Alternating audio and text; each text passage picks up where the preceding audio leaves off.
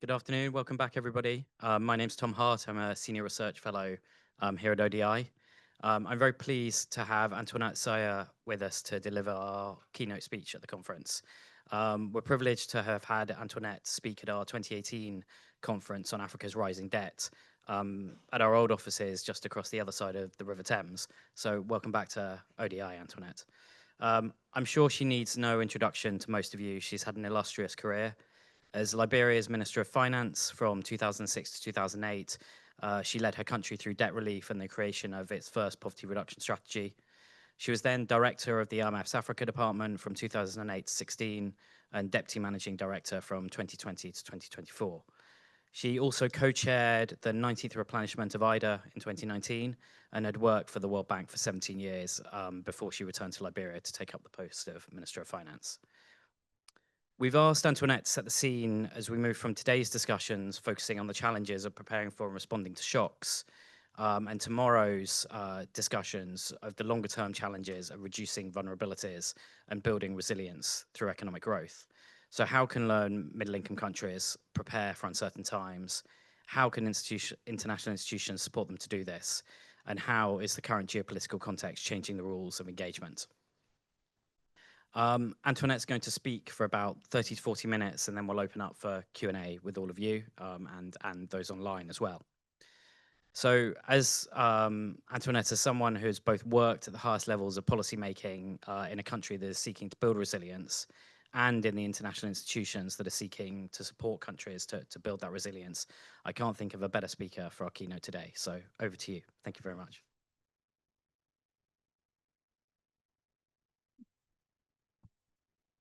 Well, thank you so very much, Tom, for that very kind introduction.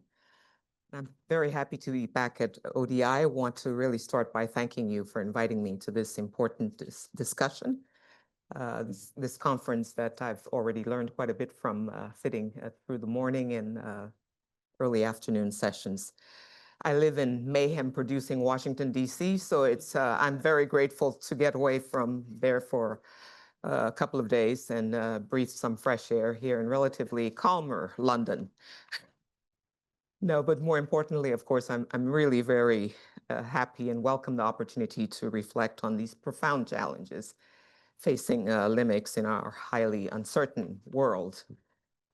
I will speak, as Tom said, for about 35 minutes, and I hope I carry you straight through with interest. But before I start, I thought I would maybe tell a story of a newly minted Minister of Finance who almost 20 years ago was called to tackle what at the time was unfortunately an uncommon set of challenges in fragile and low income post-conflict countries. And debt arrears were some 400% of GDP. Domestic revenues were way too low to cover basic government spending. Capacity in the main economic institutions had been destroyed, which meant that policymaking had to rely on very little in the way of firm data. And indeed, a most daunting inheritance. Fortunately, this minister was part of a government broadly committed to reform. The IMF, the World Bank, and many other partners, including the Paris Club, were certainly all there to support the government's efforts. I would say there was a strong presence of an important donor who helped facilitate all of that. That donor is no longer, in a way, on the same page with us development folks, but those were the days that we benefited from. So hard work from the authorities, from the international community allowed, and you've guessed this, Liberia, of course, to really benefit from arrears clearance, debt relief, starting to get its macroeconomic house gradually improve. So why am I telling this story? Not to draw attention to myself, but in preparing for the conference, I revisited some of the videos from ODI's 2023 public finance conference that Hans-Peter talked about this morning. And it was focused indeed on the poly crisis, dubbed poly crisis at the time. Many of the challenges discussed during that conference were quite similar to what I experienced in Liberia. Clearly, recent years have added new dimensions to these long-standing challenges of development. with multiple shocks, twinned, of course, with scarce financing. The admonition to pity the finance minister could not have been more apt. And pity the finance minister we must still, indeed always. Development is, after all, a long haul. And the job of keeping that ultimate goal of development in sight while navigating shocks has always been the remit of developing countries' finance ministers. Simultaneous multiple shocks have certainly notched up that challenge, but our empathy for the finance minister should really not encourage obsessing with the short-term task of crisis response. We must instead help them to return to the unfinished work of defining a viable medium-term development path for themselves, to anchor their country's efforts and keep policy interventions sensible. I will therefore make three arguments in this keynote. First, we must remember that much work remains on the structural reform and institution building agenda, basic underpinnings of development. Second, the work starts at home. A solid fiscal stance and strong fundamentals are the bedrock of this unfinished work. And third, countries can certainly not do it alone. They need the support of the IFIs to respond to shocks and maintain their development path at the same time. And for that, IFIs must remain credible and adaptable. So before fleshing out those points, I want to first briefly review the nature of low and middle income countries' LIMICs vulnerabilities to give proper context to my reflections. LIMICs suffer from domestic and external vulnerabilities. On the external front, this is reflected in limited buffers. Those in turn stem from macroeconomic imbalances, but also from structural impediments to growth that have long characterized developing countries. For their part, the domestic vulnerabilities derive from weak institutional and policy frameworks, which in turn can amplify the impact of shocks. Current trade tensions, increasing financing costs, and the contraction of bilateral aid further complicate challenges faced by developing countries because they add to the uncertainty under which they operate. Against this backdrop, I'll now outline what I see as core elements of the policy agenda ahead for LIMICs. So looking at the pandemic, and I think there was a number of people referred to lessons we're taking away from the pandemic, but looking at that and the subsequent perturbations we've seen, a few things helped some countries weather the storm better than others. They were strong fundamentals, buffers, and a diversified economic base. In Latin America, many emerging market countries, EMs, were more resilient thanks to the stronger fundamentals they had put in place, notably on monetary policy. For their part, ASEAN countries had entered the pandemic with large reserves and Gulf oil exporters with large savings, which helped them cope. And close to half of low-income countries, or LICs, making progress on income convergence in recent years were diversified LICs and more advanced LICs. By contrast, sub-Saharan African LICs with acute vulnerabilities such as CAR, Malawi, have struggled, they've really struggled to cope with successive shocks. So the hard work of building and preserving strong fundamentals therefore remains for many LIMICs. The foremost priority is to strengthen their resilience to shocks through the pursuit of macroeconomic, structural, and sectoral policies that build buffers and encourage private investment in diversification. We've heard quite a bit of that already from people speaking through the day. But diversification is particularly important, and I look forward to tomorrow's session on it. It requires not only appropriate sectoral policies, but also steadfast attention to improvements in the business environment. Clearly, a lot more is needed than the episodic revisiting we see on diversification challenges at conferences like this one. We certainly need to continue to encourage advancing diversification even without a shock, even without a tariff shock. It should not take a tariff shock to turn attention to that.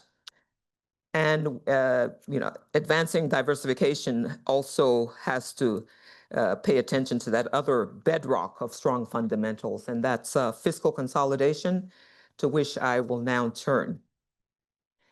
I believe that a deep dive into challenges around fiscal consolidation and revenue mobilization is warranted by the considerably more difficult world in which LIMICs must navigate their development journey.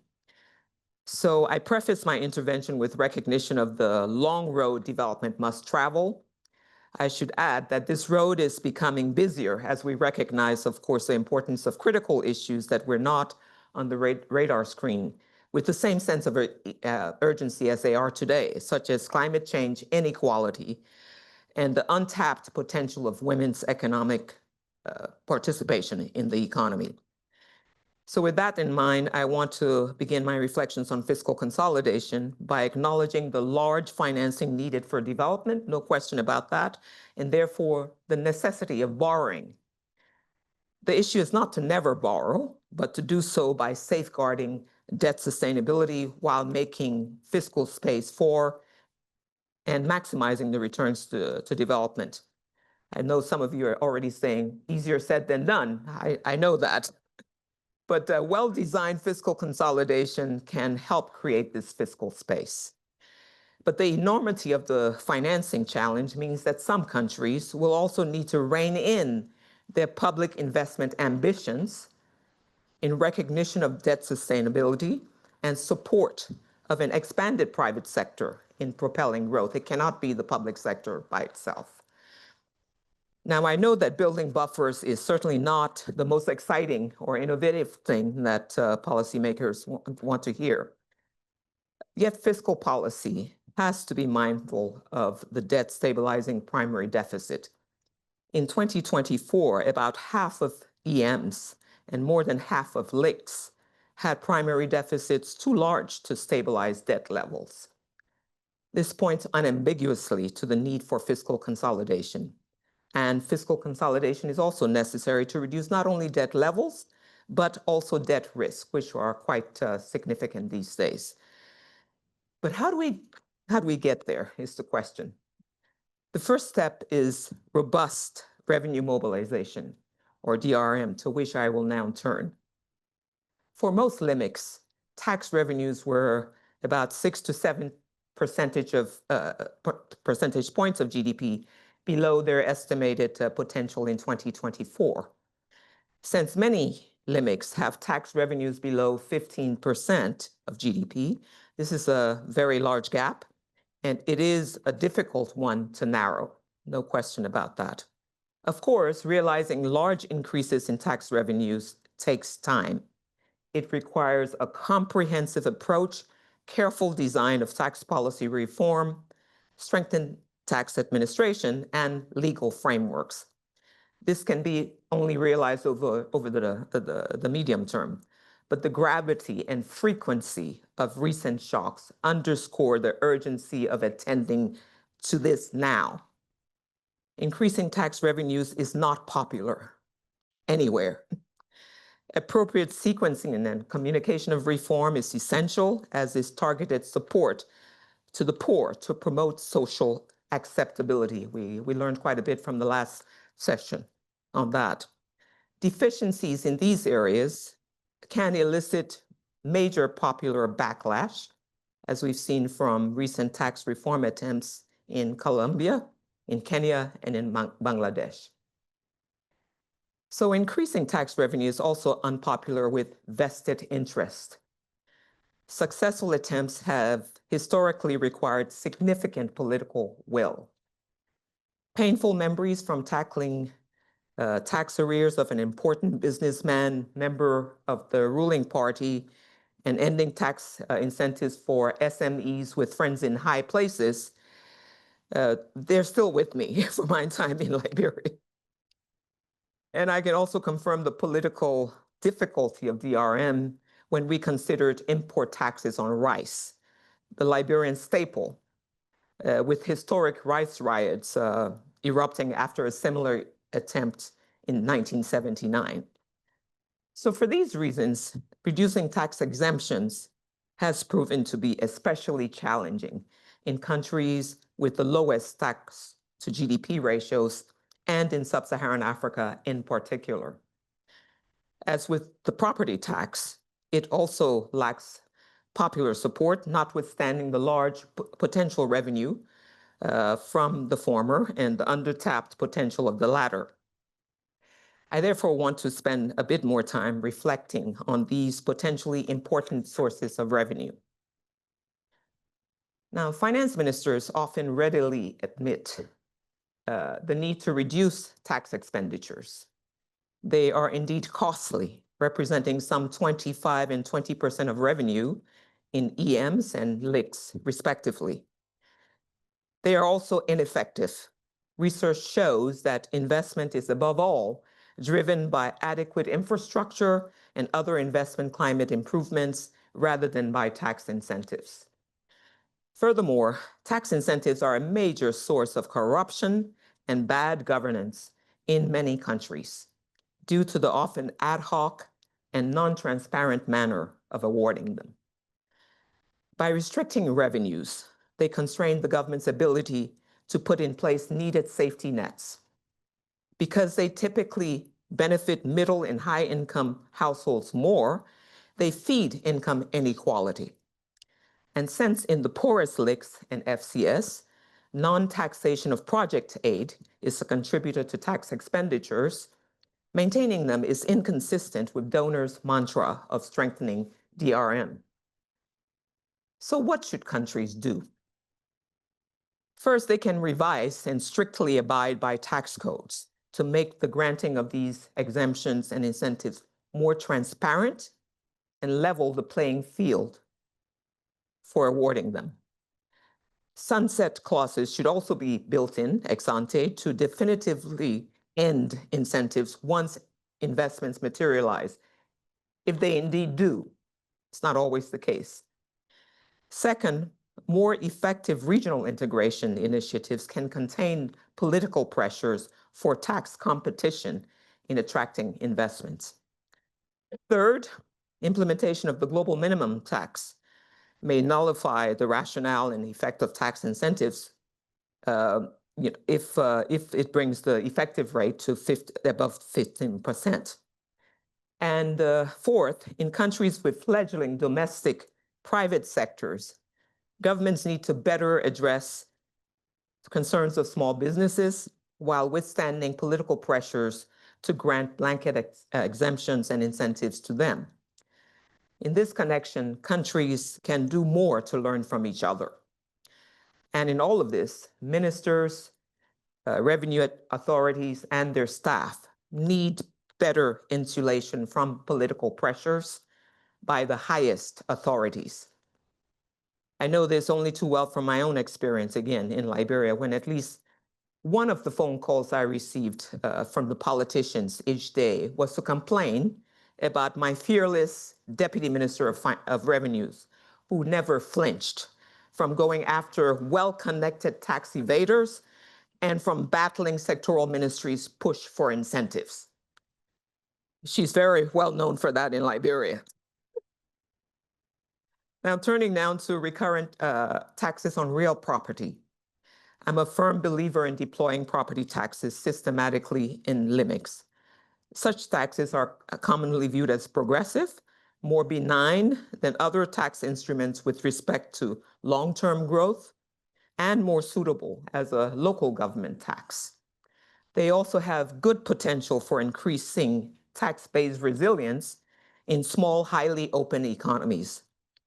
With current trade uncertainties, this latter consideration is important for countries dependent on customs revenue. The revenue potential of property taxes remain underexploited, raising on average at most 0.5% of GDP in limits. But the very features that make it a good tax, that is a transparent tax applied to an immovable base that's relatively easy to collect, help to make the property tax politically unpopular. While it applies to both individual and business owners, When viewed in isolation, the property tax can be seen to run counter to social objectives of expanding home ownership. What could countries do to tap this important potential? Well, they could strengthen their public outreach to reduce negative public perceptions around property taxes and educate the public on their potential. There is also room for, again, cross-country learning with 3 important lessons for conversations between policymakers. First, how best to promote home ownership without resort to blanket tax exemptions. Second, best practices in safeguarding the transparency and objectivity of property value assessment. And third, how can ministers, revenue authorities, and their staff be insulated from political pressures to underassess property values? But unless the public is convinced that their taxes will finance high-quality spending that improves their lives, and unless there is greater confidence in their governments, many LIMICs will continue to experience robust resistance to DRM. This is why governments must pay greater attention to expenditure efficiency, scrutiny, and improve public financial management. They are critical to building public support. And without more progress in reducing regressive energy subsidies and increasing the transparency around contracting and managing debt, the public will remain cynical about benefits of increasing fiscal space through revenue-based fiscal consolidation and debt relief. And central to reducing this cynicism is more effectively fighting corruption.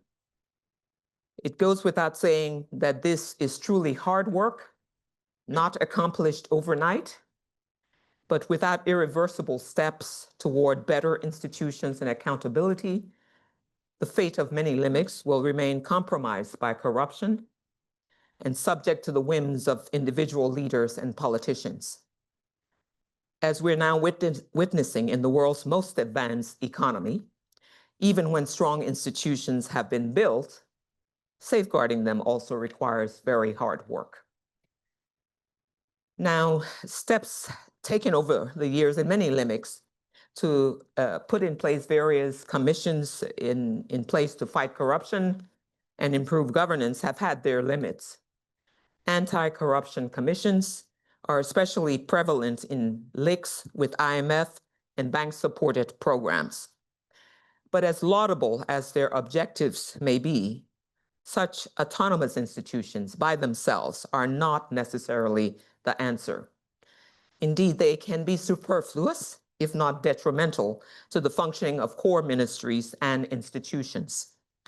With severe fiscal constraints, hard questions should therefore be asked before establishing new institutions and more attention paid to improving the functioning of existing ones.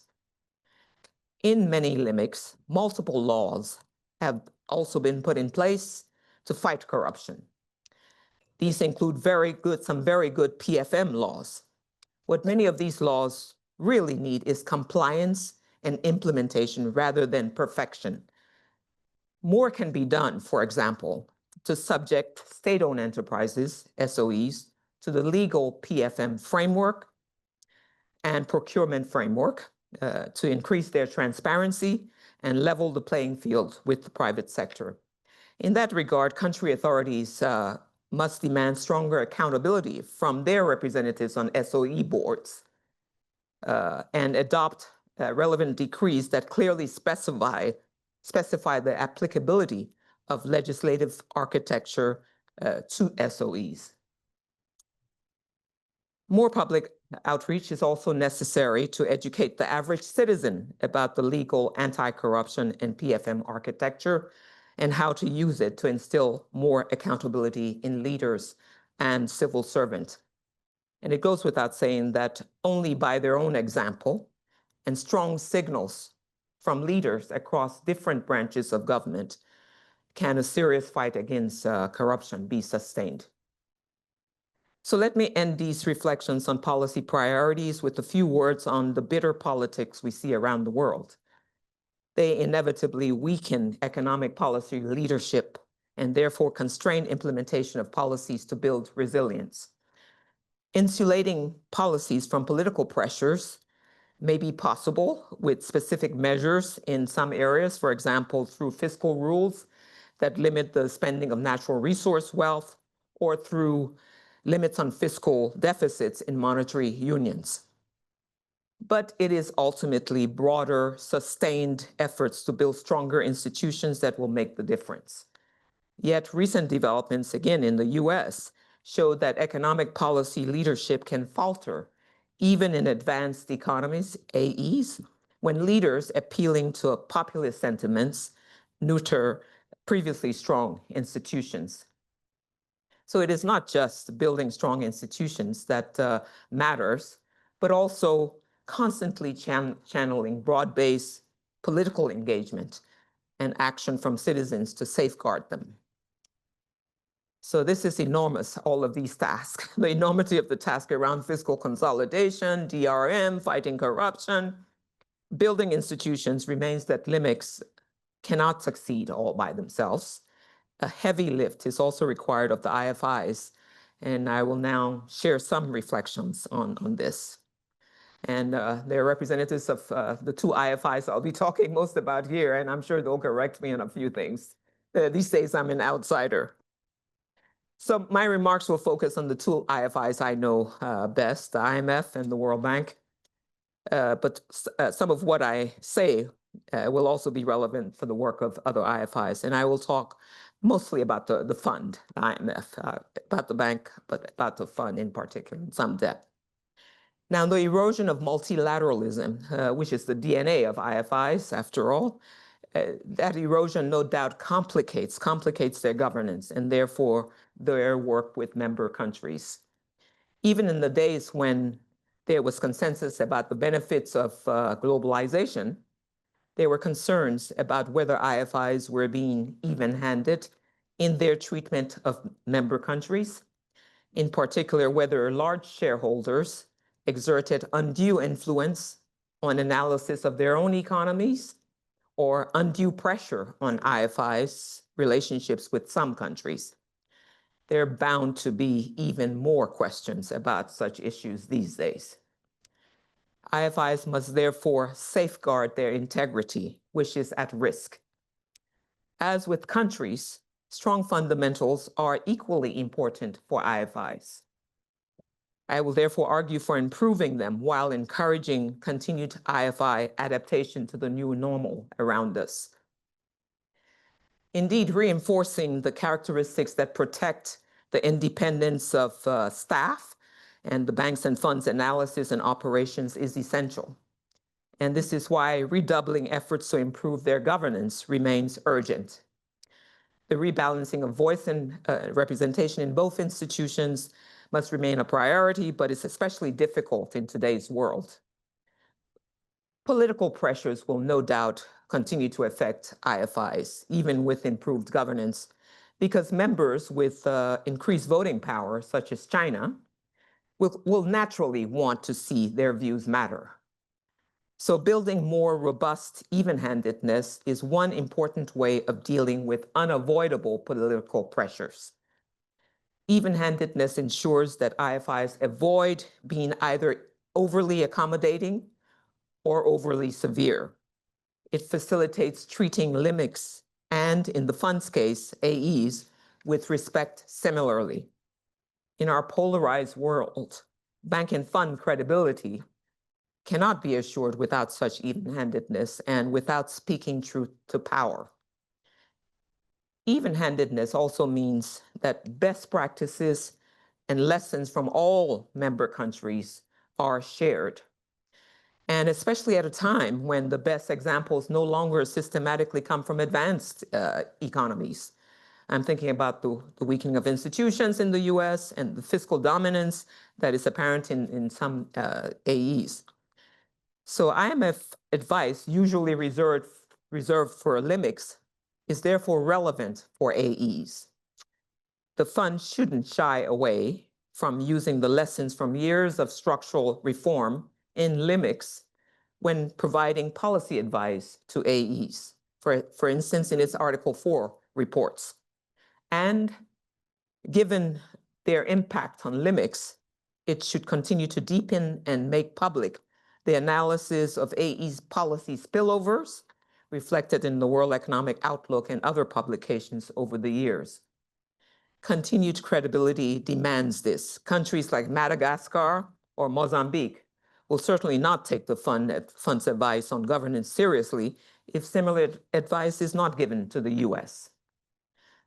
I've been a close witness to how the bank and fund have continuously adapted themselves to the changing world in which they support their member countries. The World Bank Group's headquarters focus work during the Carnival years, long ago when I first joined, contrasted significantly with the decentralized bank of Jim Wolfenson.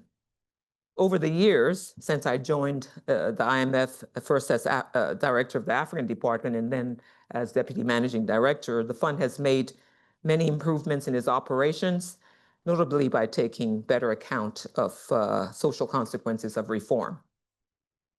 Both institutions have introduced multiple changes to their toolkits and deepened their understandings of the constraints they faced by policymakers in implementing reform by being closer to the ground. They're more present on the ground.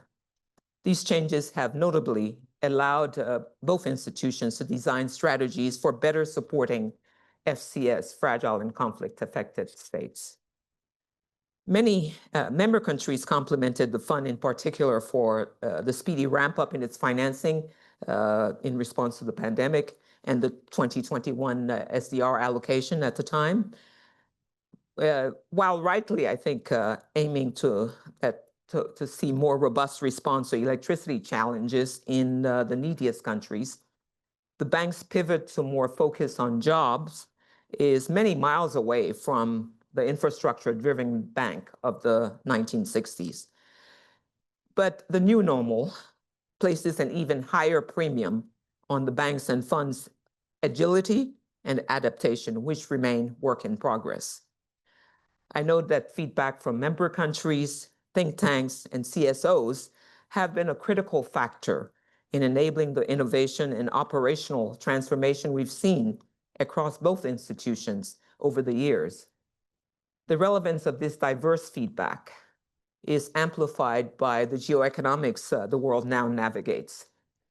Such feedback by us outsiders must, of course, recognize the IFI's effectiveness, that the IFI's effectiveness amidst successive shocks requires greater focus on core mandates and better coordination amongst them.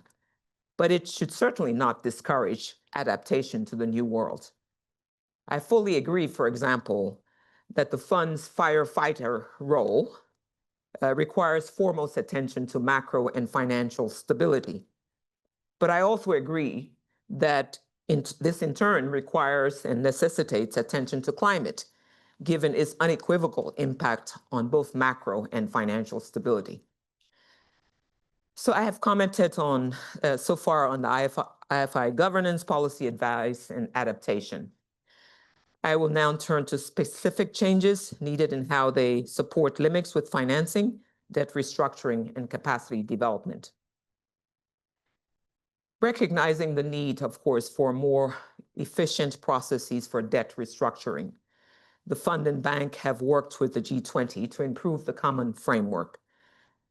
But creditor coordination remains work in progress again and should be significantly strengthened to improve efficiency, timeliness, and predictability. Over the past year, the fund and bank enhanced their lending capacity and made some changes to their lending costs. They will need to buttress those efforts and continue stepping up to serve their more needy membership.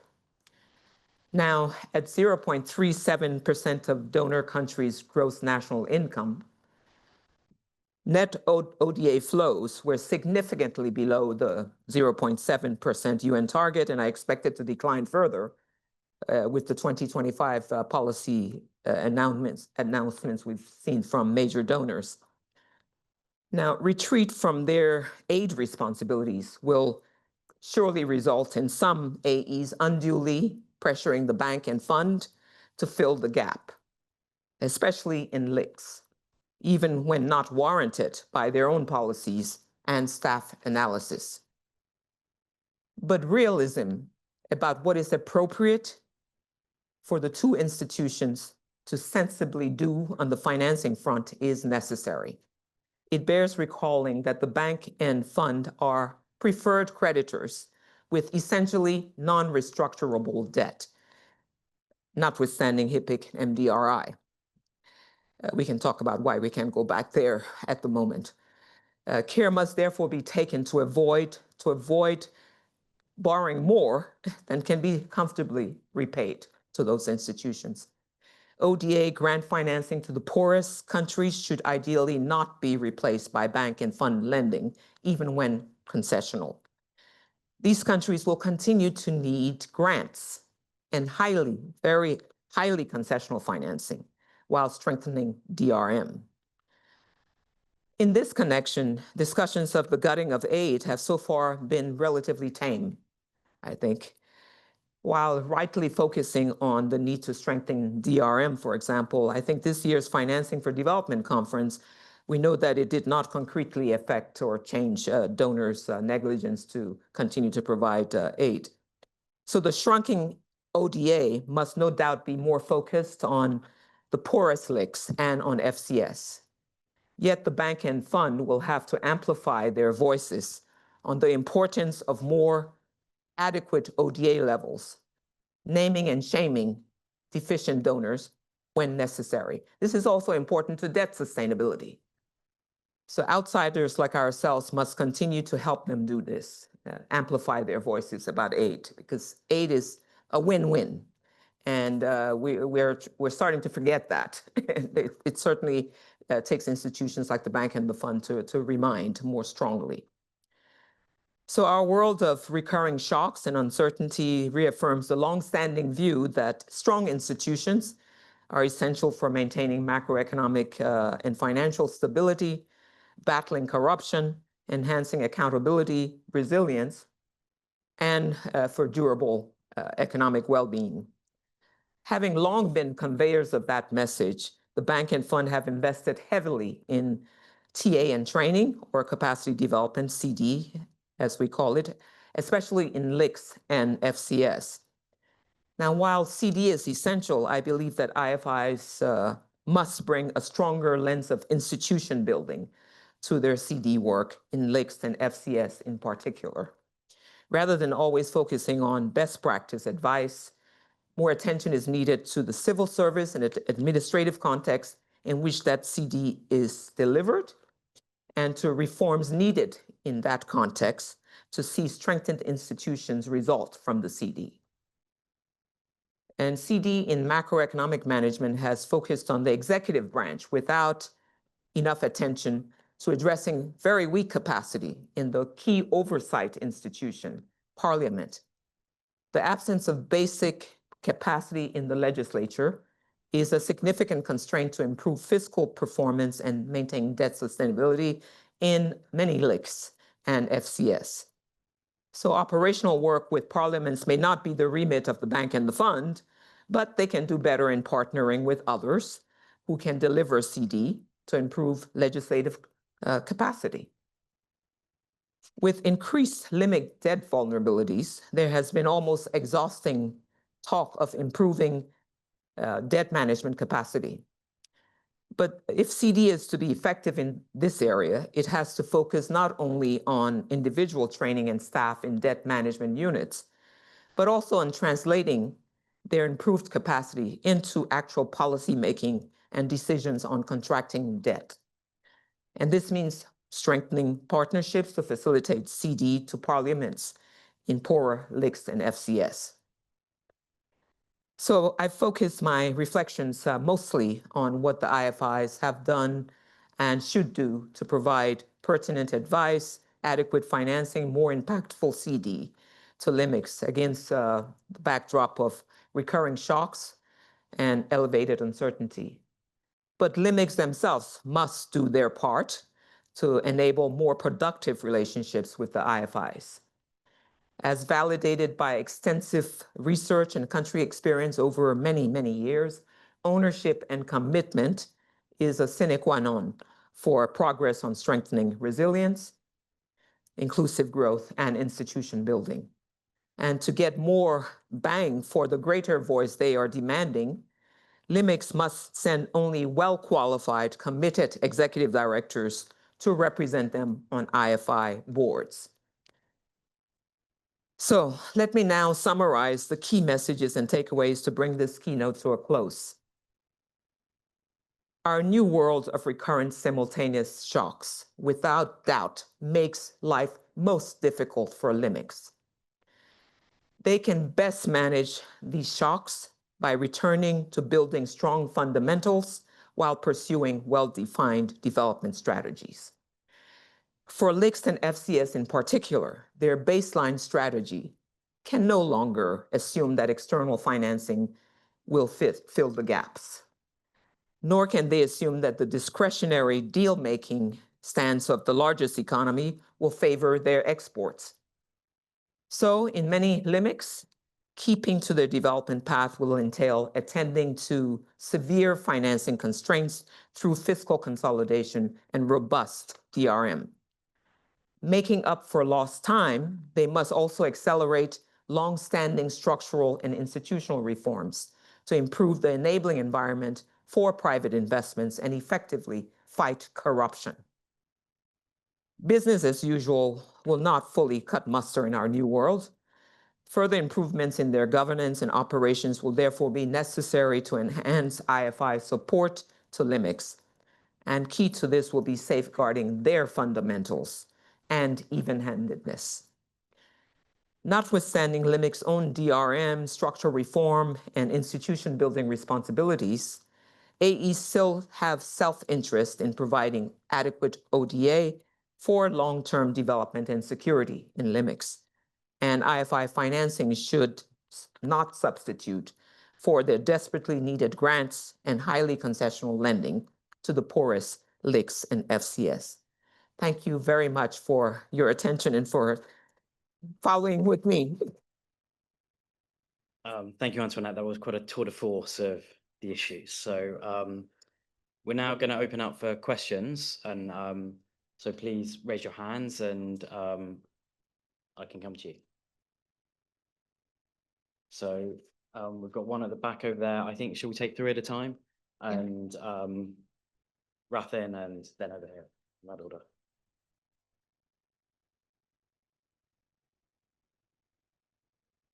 Thank you very much. That was an excellent and very inspiring talk. I think much that you're preaching to the choir here and a lot of the reforms that you're mentioning. So my name's Astrid. I'm an urban economist. So I work at the city level, and we'll be talking about that a little bit tomorrow. But I wanted to get your thoughts on IFI reform with that respect, right? So we talk about IFI reform a lot in the way sort of expanding voice, debt restructuring, et cetera. But I want to focus on this flexibility and agility, right? And so particularly in the African context where I work most, you know, urbanization is the largest force sort of taking over our continent now. This is recognized by IFIs like the World Bank and regional development banks. And they want to do more work in the area. You mentioned the recurrent property tax. I very much agree with you that that's a big thing. And, you know, a lot of TA is going into that. But the structures of, now IMF aside, because IMF has a different mandate, but the structures of the World Bank, the regional development banks, are still very much rooted in this national government to national government system, which doesn't usually trickle down to what is needed on the ground. So if we want to talk about productivity, jobs increases, climate change, this is all going to happen at the urban level. So I wanted to get your thoughts on whether you think there is a need for reform in this area, and if so, how you think the reform in this area can happen.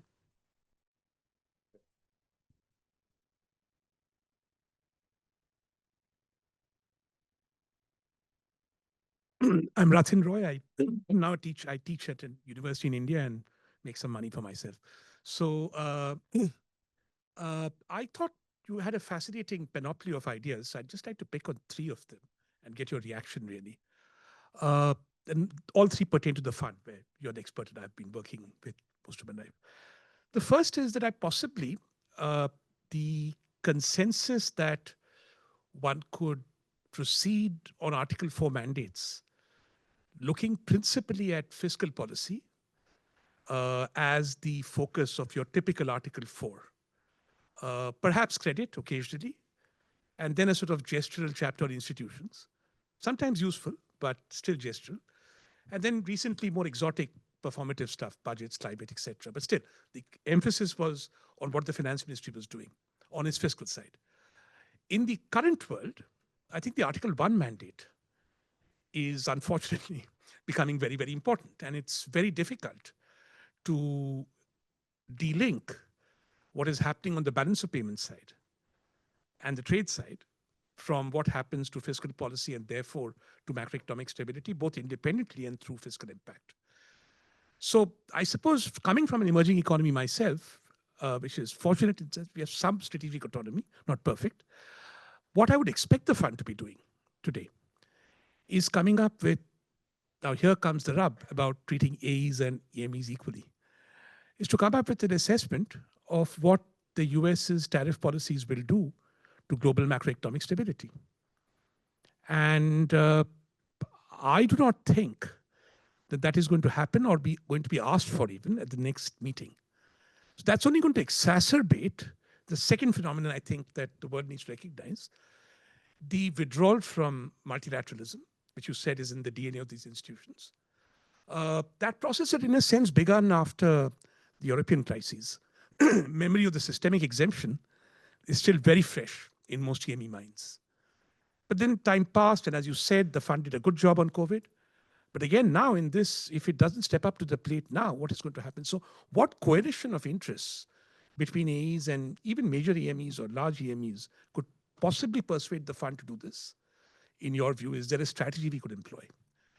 The fund has done a lot of good work already on the technical side there's an excellent paper out from the fund for the first time, looking at debt sustainability with capital controls and distinguishing between domestic debt and foreign debt.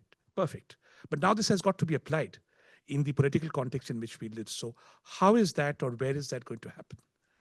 And my final sort of point for you to react on is, do you think the discussion on quotas is now infructuous, given that we more or less have landed with the US and China, the principal economic superpowers, as the top two voices in the fund? And therefore, should you think developing countries now pipe down on their performative, sort of kicking the toys in the air stuff on quotas? Because now we have China. It's not just US and Europe now, it's US and China. And for better or worse, that's how it's going to be for the foreseeable future. So should that conversation be given a rest politically? Thanks. Then I will take the last one here before we go back to Antoinette. Hi, thank you, Antoinette. So my question is also on IMF quotas, hoping to draw a bit on your experience there. I mean, now you see a big discrepancy where some countries like Zambia has, IMF quota more or less equivalent to around 5% of GDP, while I think in the cases of Kenya and Ethiopia, they're about 0.5% of GDP. You have a very big discrepancy for, different historical reasons. And my personal impression is that essentially an effect from this has been to play quite fast and loose with the exceptional access criteria, for instance, for Ethiopia. But obviously this is not, sustainable situation, and assuming that this kind of logjam persists between US and China when it comes, and you have a kind of equiproportional increase in quotas. Are there other ways, or potential ways to kind of get around this problem? If, for instance, Kenya, Ethiopia needs, bigger package or more help. Thank you. Great, thanks. So we've got three questions. One on what the RFIs can do better to support cities and subnational governments, on whether there's a coalition that can be assembled to persuade the IMF to look at the policy spillovers from the I guess the big two economies, and is discussion of quotas outdated, and what can be done about quota imbalances within LMEC countries? So Antoinette, challenging set of questions, over to you. Indeed, no easy answer to both of them. But on the first question on the subnational work of IFIs and the bank and the fund, because the fund, for its part, has done quite a bit of work on subnational and fiscal decentralization. And it has over time reflected in some of those countries that have those governmental structures both in the Article 4 reports for those countries, as well as in if there's lending to some of those countries. I used to work, for example, in Pakistan many years ago when I was at the bank. And at that time, I personally worked a lot on fiscal decentralization. So maybe there's some joining of things that needs to be done over many years of a lot of analytic work. And I will say this about a number of issues that we're talking about, where both institutions and the fund has invested heavily in its analytic work on some of these issues, but it is still work in progress in trying to drill those down into programs. And this is where it has to ultimately go to really make a difference on some of the issues we're talking about, where there are programs.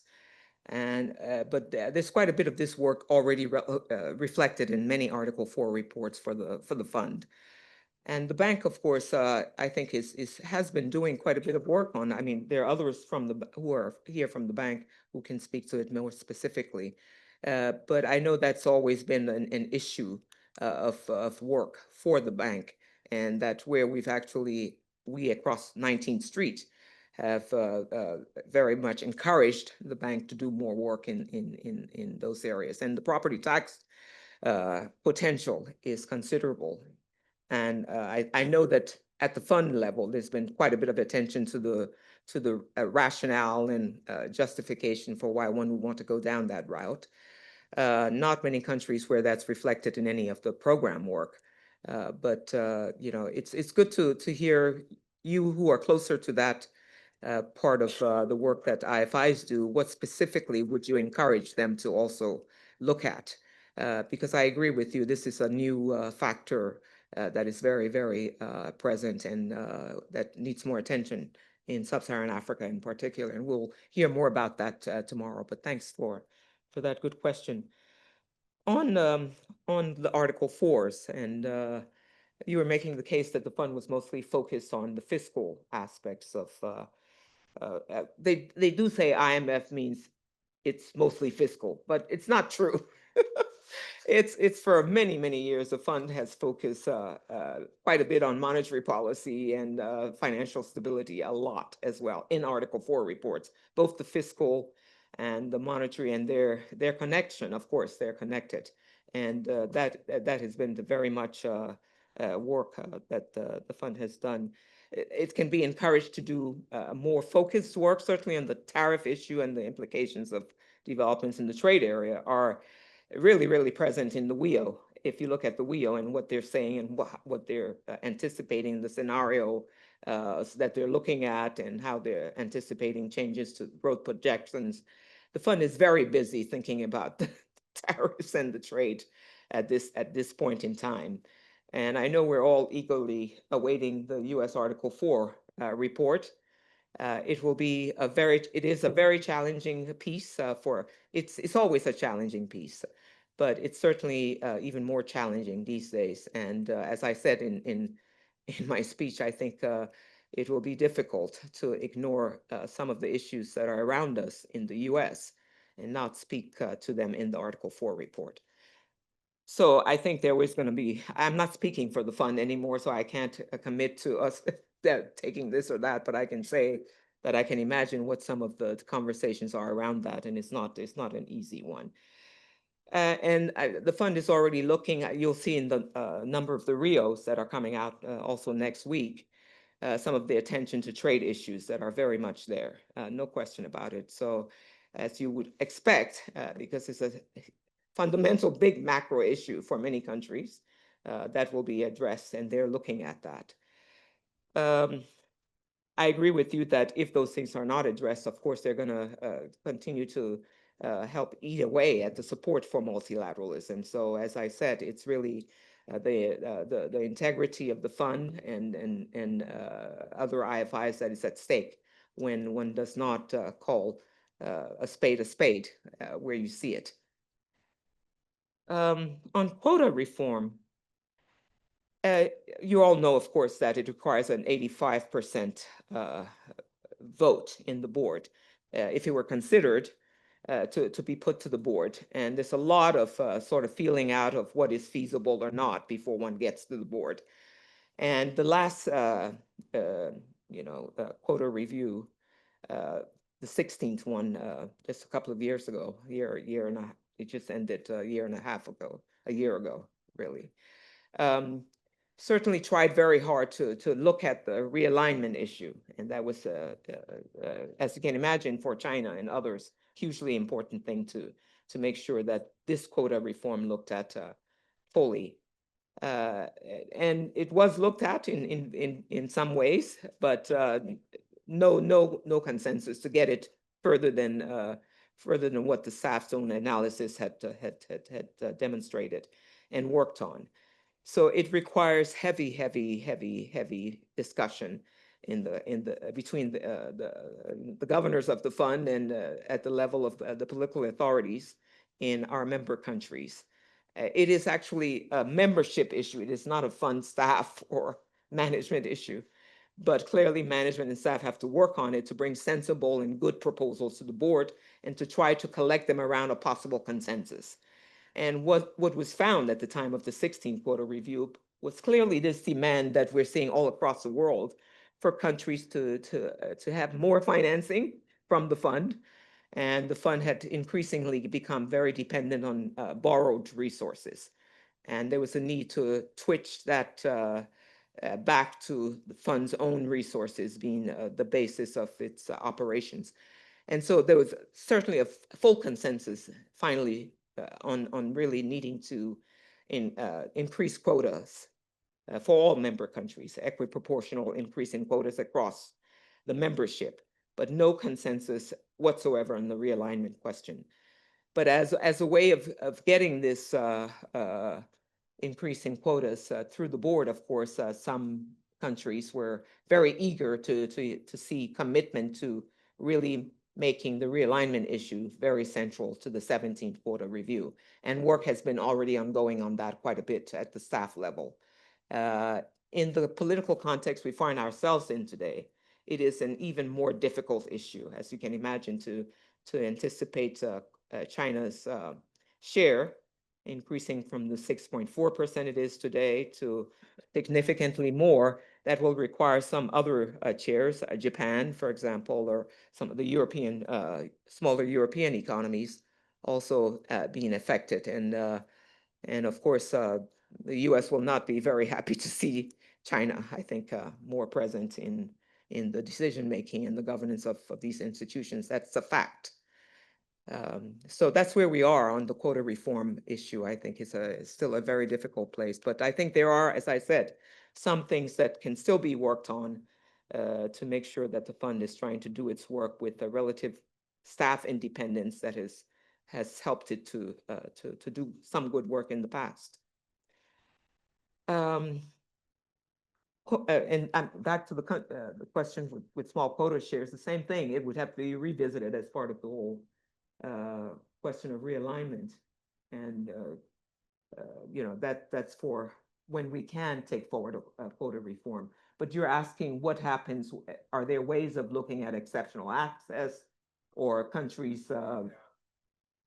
It's a complicated one. What you don't want to do in places like Kenya, for example, is pile on more IMF debt without an ability to make sure it can be repaid, because we know that Kenya is in very dire shape already. The fund has been very present trying to help, and the Kenyans, I think, have their own ownership issues around some things, and those need to be worked on. But I don't see just a piling on of more debt to Kenya and Ethiopia. Ethiopia actually is benefiting from a considerable generosity in terms of what it's been able to borrow already.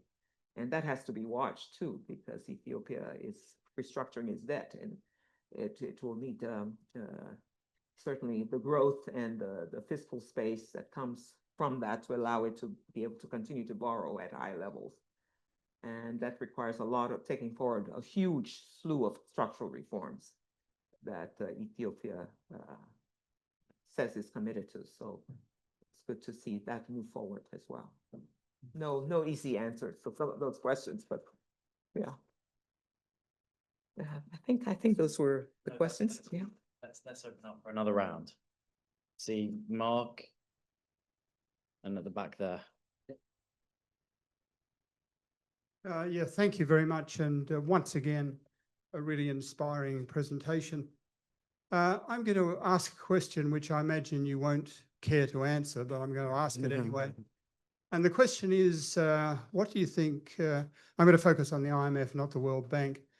What do you think the IMF needs to do to remain on the right side of the current American administration? Because whatever one thinks of the American administration, remaining on the right side of them is absolutely critical. And of course, the Treasury Secretary, the US Treasury Secretary, is on record as saying, not just of the World Bank, but of the IMF, but he regards the fund as having moved too much away from its core mission. Again, the question is not whether one agrees with that or not, but that is the position of the administration. And the other thing is, of course, in relation to your comments about the need to make the right lending decisions irrespective of member pressure. Well, the fund has of course repeatedly lent too much money to the Argentines under American pressure, and we might be now about to see another repeat of that. So in that context, I guess that's the context of my question about what you need to do to survive this American administration.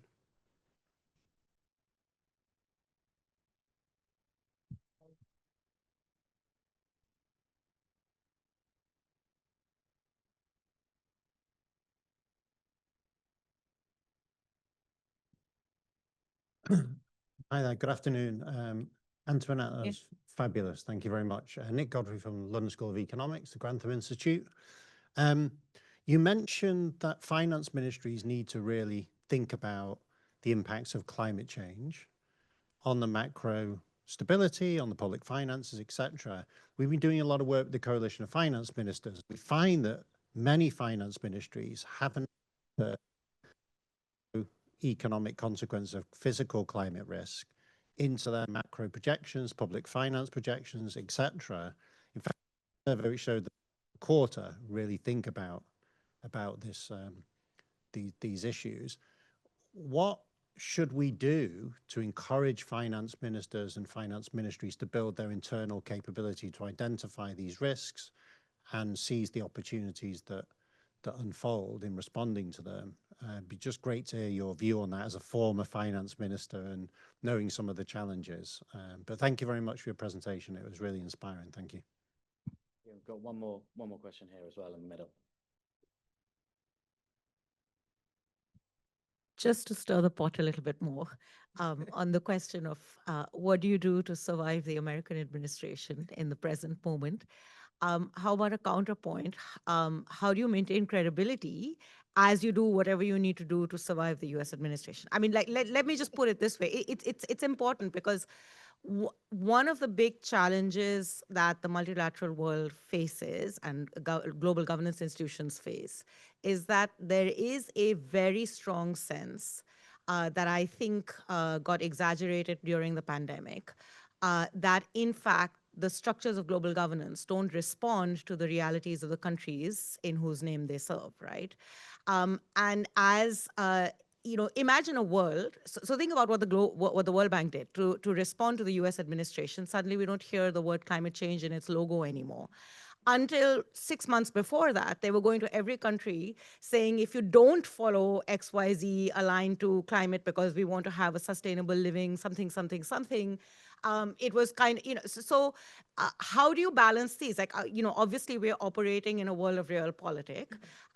You are, imagine if a developing country were doing what is happening in the US today, the kind of conditionalities and sanctions that would have been imposed are of a different measure.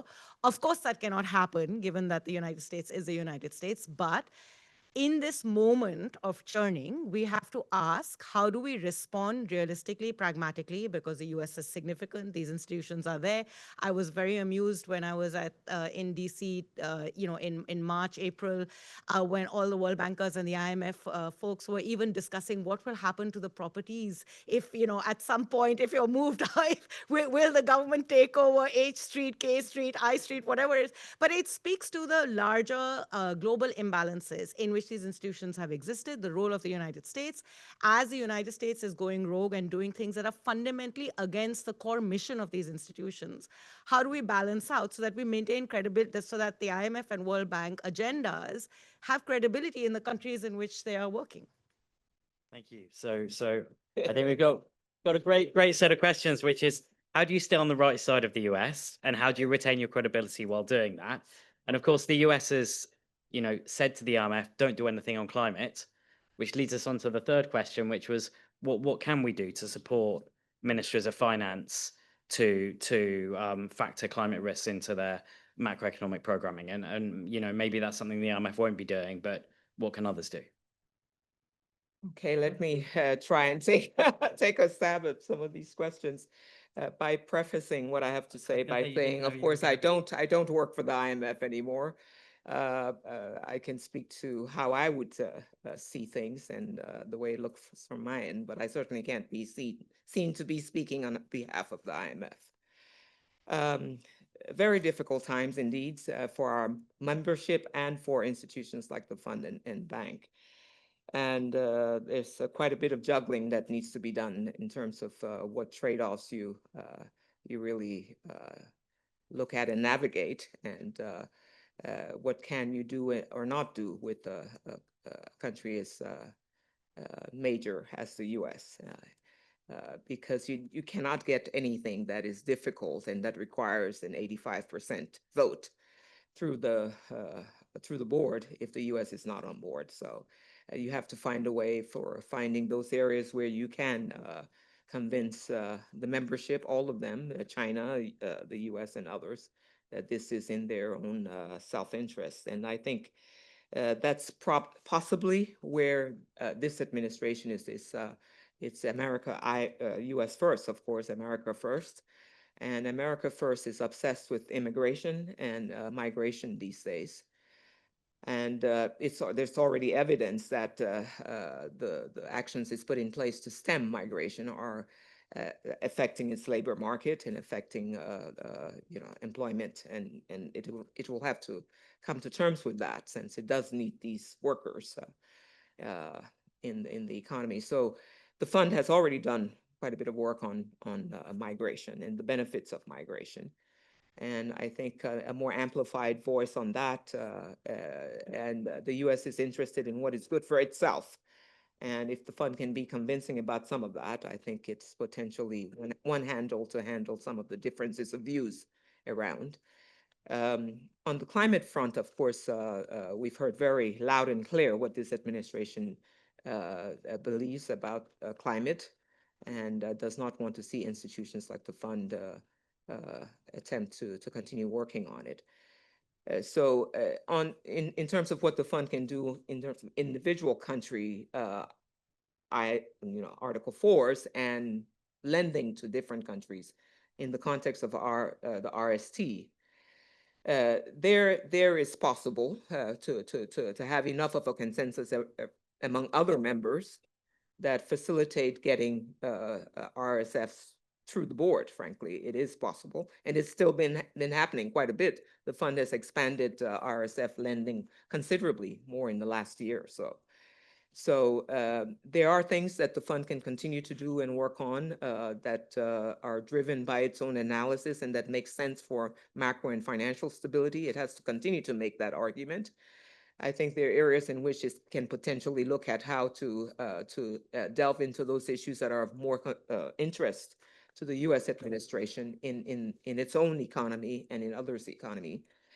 Making the case, of course, that the US ultimately has a win-win in many of the things that IFIs are doing.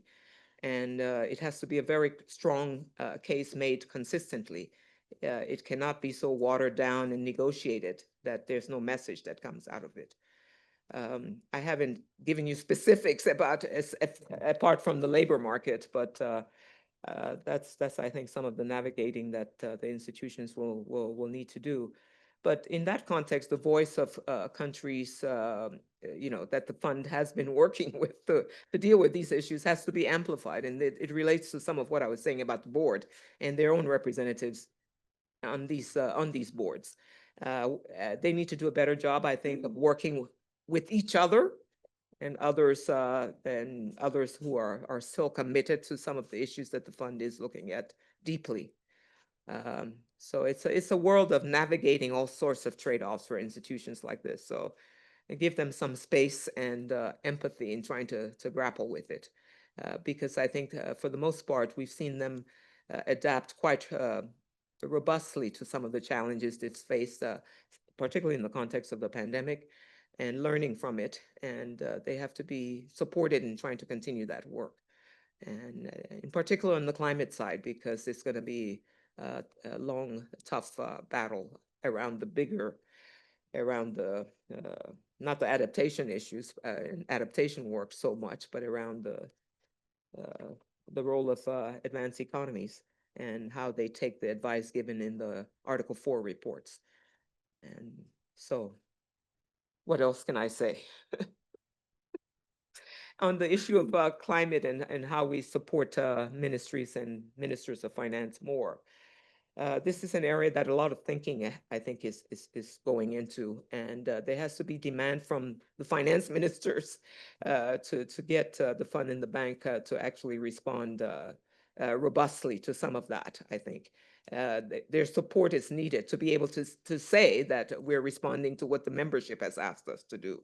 We're not imposing climate on individual countries because we believe that climate is a good thing. It has to be more than that, and it has to be building the case with ministers when you're engaging with them and making sure that they're asking for those things. Not a robust answer to some of what you're saying, but it can't just be because the IMF wants more climate. It just cannot be. That will not work. It has to be something that countries want to do. And so it's a long road to get some of these things done. It's not right away. And it's not the authorities you speak to, obviously, but the people who are suffering most from no adaptation in their countries and amplifying their voices in that environment that also is necessary. Great. We're going to do this. We'll do a final round of questions before we conclude. So is there? Great. Okay, we'll fit in fourth, but last those 4 questions. Very much, Antoinette. I wanted to go back to your point on corruption. That's obviously a very long-standing issue. Do you have any examples of where this sort of long-term efforts sustained from countries, but also presumably supported by IFI, have paid off? Anything that we could draw as a good model to try to tackle that once for all, at least in some countries? And I might add to that as well, given that you spoke vocally about tax expenditures, the same question on tax expenditures, if you think there's any good examples of countries that have made progress on that. And I should also add, it was pleasing to hear you that because ODI, with a great number of other organizations, is a founding member of the Coalition on Tax Expenditure Reform that was launched in Seville. And that'll be a program of work that we have ongoing. But sorry, David, over to you. Thank you very much. My name's David Houle. I work for Oxford Policy Management and have spent a long time in Ministries of Finance, including in Pakistan. I thought the presentation and your speech was excellent. And I was left wondering, so this is an easy question, I hope. I was left wondering, when you were Minister for Finance in Liberia, that framework that you set out, was that the benefit of experience, or was it reflecting in hindsight, that's what I would have done had I known then what I know now? So I'm just curious as to, is the presentation that you gave and the framework that you presented something that you were able to actually apply, or was it something that you would like to have done, having known now what you've learned from other countries, other experiences, other contexts? Thank you. Thanks. Good question. Carl. Hi, Antoinette. Thanks so much for joining us today. I was pleasantly surprised that you mentioned tax exemptions on ODA, and I didn't want to let it fly under the radar. We had a paper on it a couple of years ago with the subtitle "Don't Ask, Don't Tell, Don't Know." In particular, I think, you know, I'd be interested in your views on whether advisors and others working in this space who are funded by ODA, who are spending at least a year plus in another country, where they should be paying their taxes, because some of them don't pay taxes at all. And I'm also aware that some have tried to pay taxes in the countries that they're working and found it very difficult to do so, often with the administration telling them it's too much of a bother, just please go away. And our last question over here.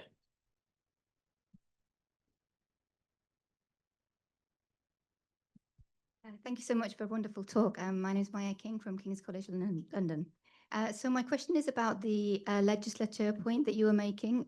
So you were talking about supporting legislatures, but then saying that, maybe that wouldn't be the role of the bank and the fund in terms of how it was happening. So in terms of kind of supporting institutions and like the natural tensions and productive tensions between the executive and the oversight institutions, how would you see that support coming? Does that mean different instruments or different institutions, or how do you see that playing out? And then just, sorry, a very small point at the end, is in terms of climate, is there a role for the WEO projections in terms of including baseline projections of countries not actually delivering on the commitments that they might have made, and so more difficult climate scenarios in the WEO, and that might be a way to kind of integrate that into the IMS program? Thank you. Great, thank you. So we've got good examples of combating corruption. David asking if you're saying to countries, do as I did or do as I said. Should we tax? How do we tax long-term technical assistance in countries? And what support can there be to parliaments? And should the IMF be including different climate scenarios in its World Economic Outlook? Yeah, maybe to start from that last question first. Sorry, I should say, please also conclude with any final remarks that you want to wrap us up. Okay. And then we'll head up for a drink. No, all very good questions, of course. All of the questions you've put to me today, some of them easier than others. But the climate and the WEO are, I think already in action. Climate work reflected in the WEO, and certainly one can always think about what else one needs to do to push that, and scenario making, and how the spillovers from not attending to climate affect the world at large, and other the LIMICs in particular. So I think certainly the WEO has already looked at climate in some of that way. It can do more possibly. But I think it's equally important to make sure that Article 4 and the advice that the fund is giving on financial stability and macro stability, and that climate sees its place in those reports to individual countries, because I think it has to be contextualized, and it has to be a dialogue with country authorities. And that's best done in the context of their own individual Article 4 reports in the WEOs.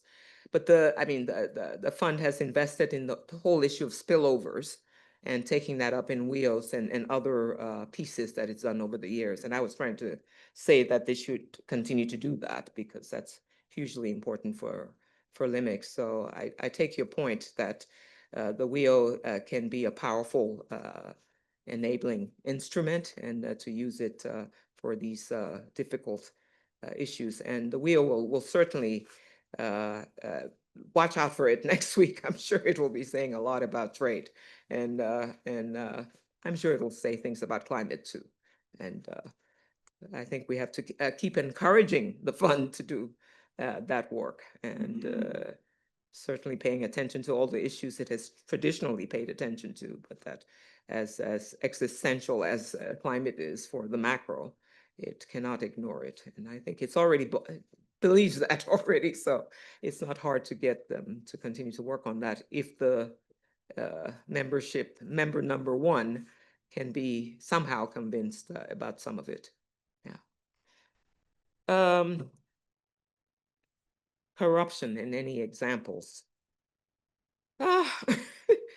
Off and on there. It's, when you think of countries who have a consistent example maybe of not tolerating corruption, one quickly turns to countries like Rwanda, maybe. But then we have people quickly saying or pontificating on the fact that Rwanda is not a democracy and it's not a free enough environment for people to express views, et cetera, although the cost on the other side of how it gets it done. So, but there are countries that have worked very robustly on corruption and perhaps not using ways that we're comfortable with in thinking about democracies, but that those issues have been so fundamental to their own survival sometimes that they have made the calculation that it's worth maybe being less generous on some things and more exacting on demanding more accountability and trying to deal with corruption. And I personally think a lot of the corruption is political will to attack it. It's not, that is so monumental. When I was in Liberia, it's an endemic thing in a country like Liberia, especially after a war, the length of the war and how it destroyed our country. And so it was clear that that was one of the issues that needed to be addressed and looked at quite robustly in Liberia. And I can say, in response to your question in a way, that what I had to say about tax exemptions certainly comes from my experience in Liberia, where there was it took us almost 2 years to get through the parliament this law to situate how exemptions are granted within a clear law that made it less possible for giving these ad hoc exemptions as we went along. Very, very tough job. I mean, internally in the government, with the legislature, of course, fighting all of those. And at the center of all of that is often, in many countries, the Minister of Finance. And where you have to ask for significant protection from your boss. And sometimes it's not as fulsome as you would like, and you have many battles to fight. I think, I know this will be something controversial to say to many of you, but I think that there are times when the IFIs can play a very good role in supporting people like myself and ministers that are encountering robust political resistance to reforms. And that there's a window of opportunity because you have counterparts who are trying to really work on some very tough issues. And IFIs can be more consistent, I think, in making sure that the leverage they have in the dialogue with the highest authorities is appropriately used on those issues and not shy away from, and the fund, I have to say, when I was there, when you were trying to integrate a Bureau of the Budget into the Ministry of Finance, and the Bureau of Budget used to be with the presidency, and it had to move. It just had to move. It's not the place for the Bureau of the Budget. And so we were trying to get it to the Ministry of Finance. It was another big fight. And the way it was resolved actually was because the head of the, the Bureau of the Budget was made Minister of Finance when I left. So guess what? It was easier to make the case for that at that time. So, but I think that the fund certainly, and at the time we were so anxious for debt relief, and this was a big thing that the IMF pushed, and it really helped to get it done as well. It got the attention of the highest politicians, and they wanted debt relief desperately. So those are some of the trade-offs, I think, in using the leverage of IFIs. You have to be careful, of course, about what you're using it for, I think, and when you're using it. But it certainly can be, I know that I heard from someone today that there's some possibilities, windows that are opening in Nepal, for example, where people who really want to try to change things are starting. And when you have interlocutors like that, I think it's the time to try to see what help they need in there, not to be overtly political about it, but to use what the fund thinks is right in any case, to really demonstrate to the political authorities that this makes a difference. And this is something we really think, in order for you to best use the resources that we're giving you through debt relief, this is some of what you have to do. So those are some of, let's see what happened. I not answered. I think just on the tax exemptions and aid, I think was the one that. And you were asking where they should pay taxes or what? Should they pay taxes? They should. Yes. They definitely should. They definitely should.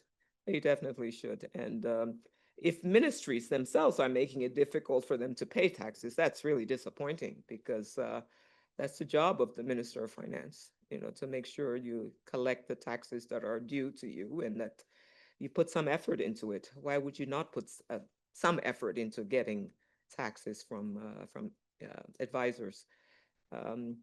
It's really a big signal sending thing too, in very poor environments where you're asking poor people to pay taxes, and you're exempting people who are clearly much better off than they are. And how do you explain that to your population? Is something that I think donors have to help us think more about. It's just very difficult to make a good case for doing that when you're exempting much better people who are much better off, and you're not in a position to put in place safety nets to take forward reform, to help you take forward reform, because some big shot who's benefiting from all of these exemptions don't want to give them up.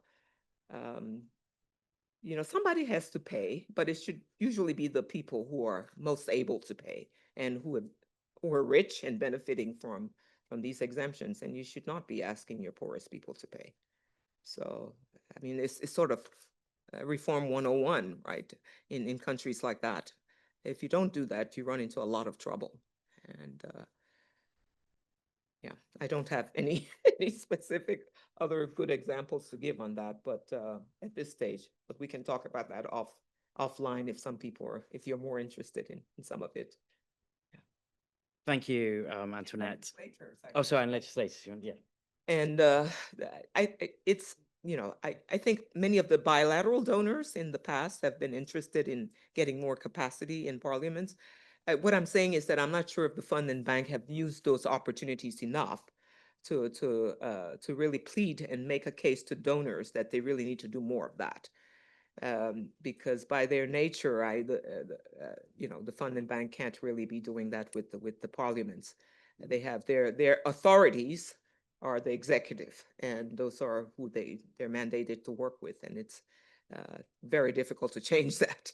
And it doesn't have to be changed to be able to make some progress on this issue. I think it's the bilaterals who can possibly do better, and some of the international the sort of foundations like Gates and others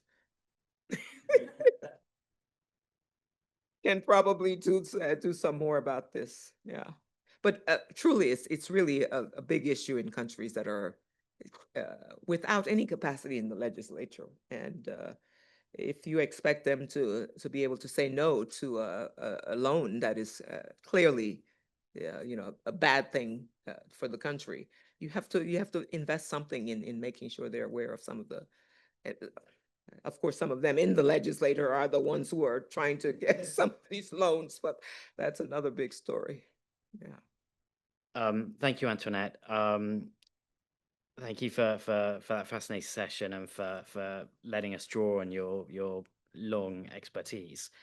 I hope it didn't feel too much like an audition for a kind of interview for managing director of the fund in a multipolar world. So please, can we all express our appreciation for